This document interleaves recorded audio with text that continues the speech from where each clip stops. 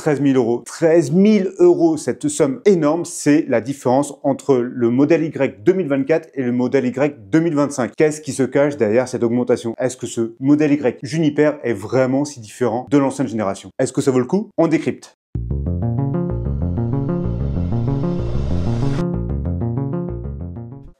En effet, lorsqu'on pèse plusieurs milliards de dollars, 13 000 euros, alors en effet, c'est peut-être une bouchée de pain. Mais pour nous, les hommes tout à fait classiques d'en bas, 13 000 euros, c'est quand même une belle petite somme. Hein. Et alors, la question, c'est qu'est-ce qu'il y a vraiment de plus entre la Juniper et la modèle Y d'ancienne génération? Bon, ok, aux questions style, on y est, on sait. Donc, il y a cette fameuse barre LED qui est devant, et cette barre LED qui est derrière, c'est beaucoup plus joli, c'est indéniable, et la carrosserie mesure quelques millimètres de plus, c'est-à-dire que tout a été fait dans la marge. Son habitacle aussi a été changé. À l'arrière, on a ce fameux écran, comme sur la modèle 3, qui est sur la console centrale. D'après les premières informations, il y a aussi le vitrage qui a été changé. Celui-ci permet un meilleur acoustique et apparemment ça va faire descendre plus de 20% le bruit à l'intérieur de l'habitacle. L'autre défaut, c'était aussi son confort de suspension. Et ben celui-ci a été largement changé, un peu comme sur le modèle 3. Les Américains nous promettent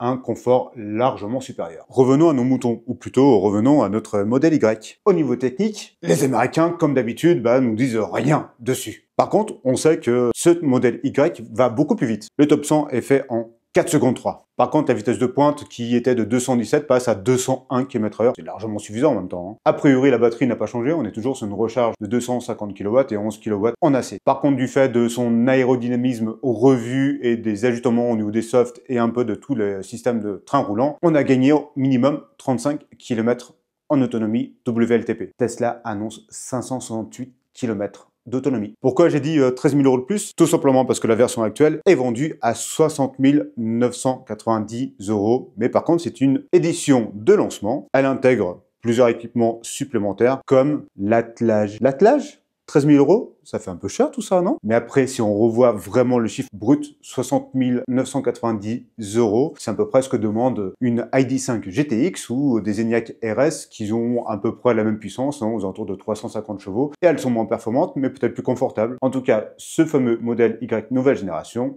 est donc vendu à 60 990 euros. C'est une somme, n'est-ce pas?